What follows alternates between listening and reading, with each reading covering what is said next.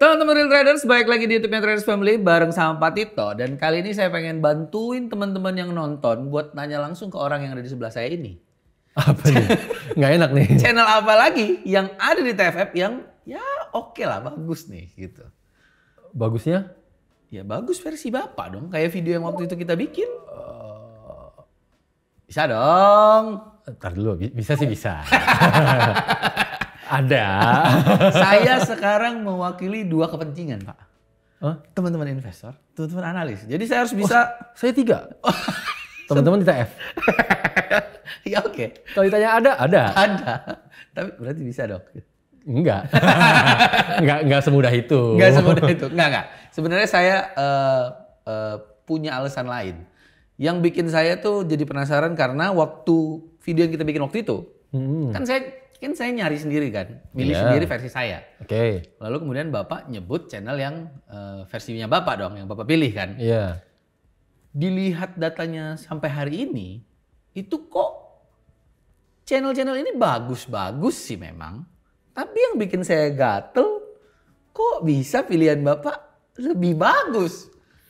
Saya kan nggak terima dong. Ini ada sesuatu yang kayaknya ditutupin dari saya nih. Terus berarti yang dari Bill sebut 4 sama yang saya sebut 2 gitu. Iya. Kenapa punya Bapak lebih bagus?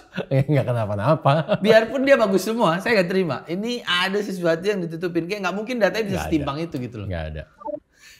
Pak, ingat Pak, kepentingan saya ada 2 nih. Bill, ingat Bill.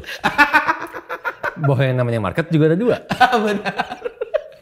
Dari market yang cuma ada 2, gaya trading orang ada banyak.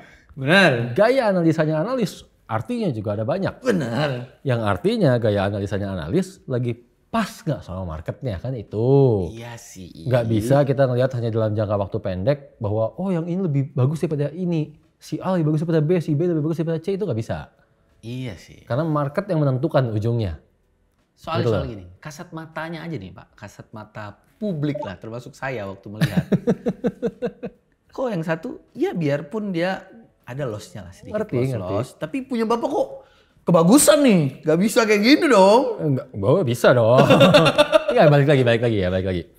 Kita nggak bisa ngelihat hanya dalam jangka waktu sebentar bahwa si A lebih bagus daripada B, B lebih bagus daripada C. Iya. Parameter bagus atau enggaknya tetap bisa nggak membatasi loss.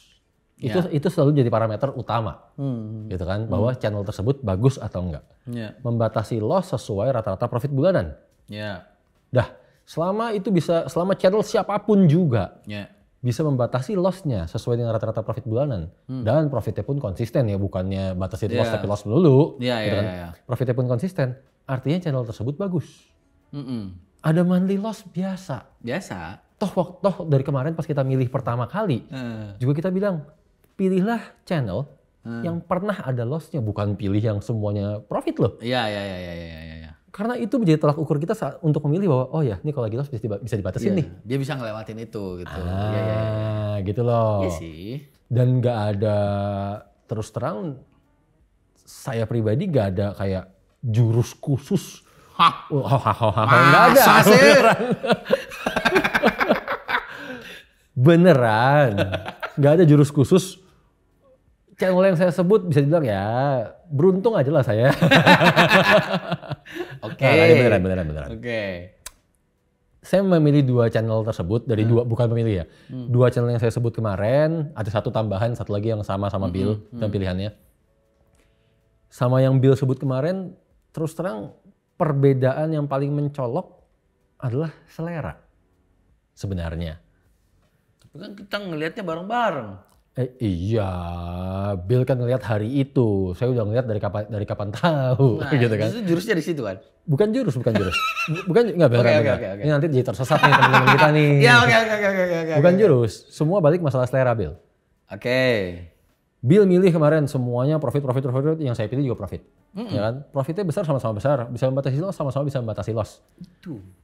Tapi terus terang yang saya sebut kemarin lebih pas sama karakter saya, lebih cocok sama gaya saya. Saya nggak bilang punya Bill jelek. Iya. Ujung-ujungnya kan ini masalah selera doang kan. Benar. Misalkan saya lebih suka makan pedas, Bill lebih suka makan nggak pedas. Iya, kan gitu contoh. Selera. Selera. Iya. Nggak ada benar, nggak ada salah.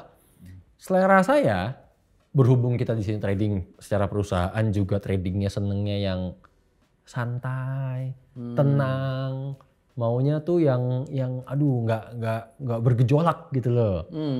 Otomatis saya secara refleks ya mungkin ya, mata saya dalam memilih channel, saya akan lihat tuh kan jumlah signalnya berapa sih per bulan. Itu menentukan. Itu menentukan seberapa agresif nih channel nih. Iya. Gitu kan. Semakin agresif bukannya jelek. Iya. Cuma nggak cocok aja sama saya. Iya. Kan gitu. Iya. Contoh yang Bill sebut kemarin. Ada salah satu lah. Iya. Ya kan yang Bill jagoin. Iya. Ya kan sama salah satu channel yang saya bilang ini yang lossnya paling kecil nih. Kan gitu. Kalau nanti Bill lihat, kan kalau secara apa ya perbandingan jumlah signal dari dua channel tersebut aja. Channel yang saya sebut ini mungkin hanya setengahnya lah atau mungkin hanya 60%-nya. Lebih sedikit lah bukan? Iya, jumlah signal bulanannya hanya 60% dari jumlah yang Bill sebut. Artinya kan lebih santai. Iya. Betul kan? Iya. Sementara secara profit sama-sama aja. Oh, itu yang saya nggak perhatiin sih. Nah, kalau saya ngeliat bagian itu. Iya. Ya kan? Kenapa saya ngeliat bagian itu tadi? Saya maunya tuh saat saya buka, saya ambil handphone, saya buka MetaTrader, saya maunya tuh ngeliat posisi nggak terlalu banyak. Saya kalau ngeliat posisi terlalu banyak tuh entah kenapa, ya lagi-lagi ya mungkin karena trading secara perusahaan ya, saya risih. Gitu loh. Yeah.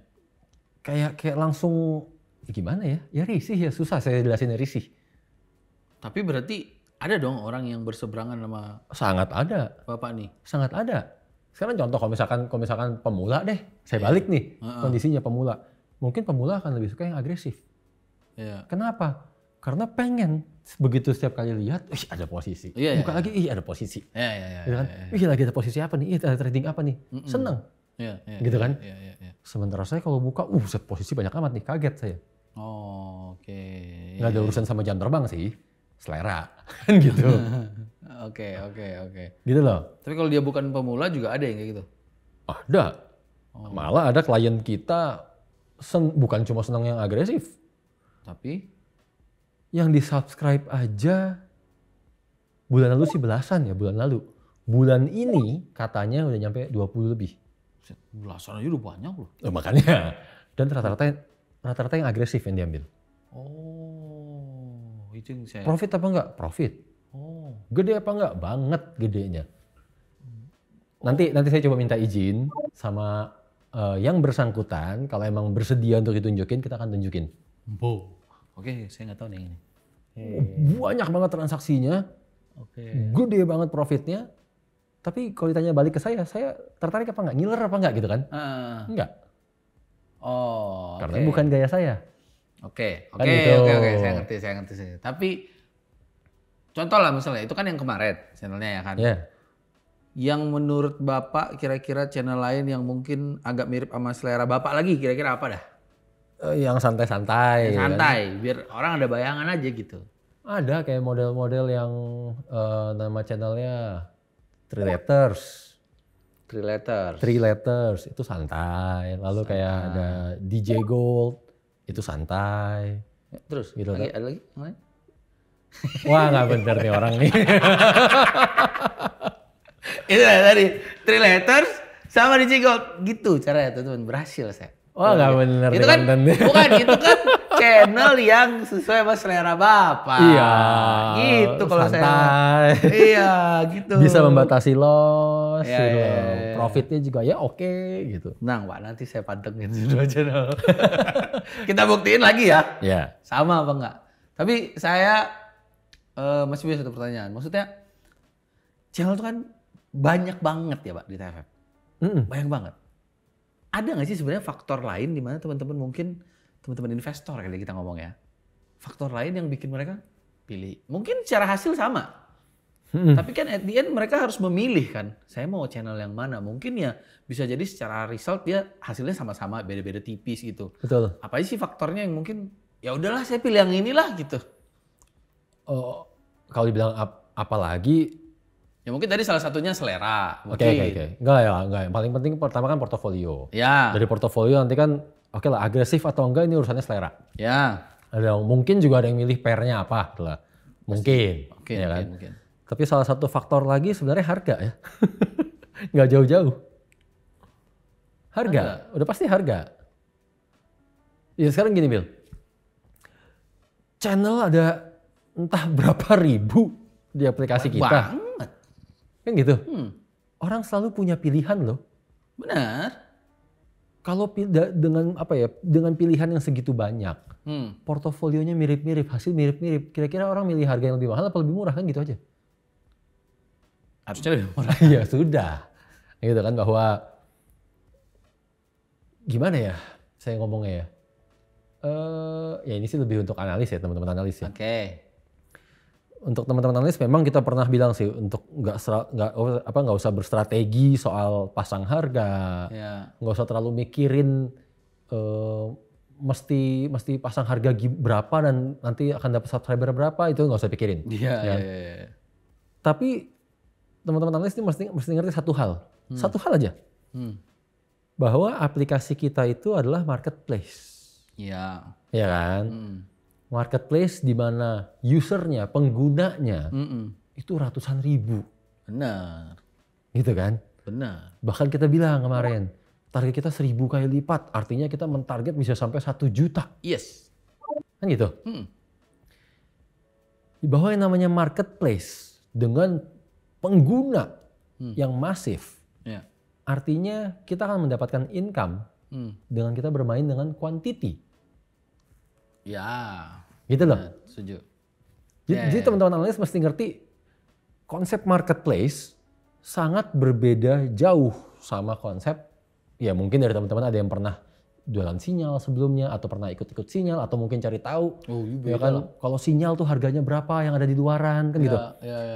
Ini nggak bisa dipukul rata, nggak bisa disamain. Dan karena yang ada di luaran, satu mereka bukan marketplace, artinya mereka masih jualannya ya mungkin mulut ke mulut atau dari kelas. Atau dari grup-grupan doang. Ya betul.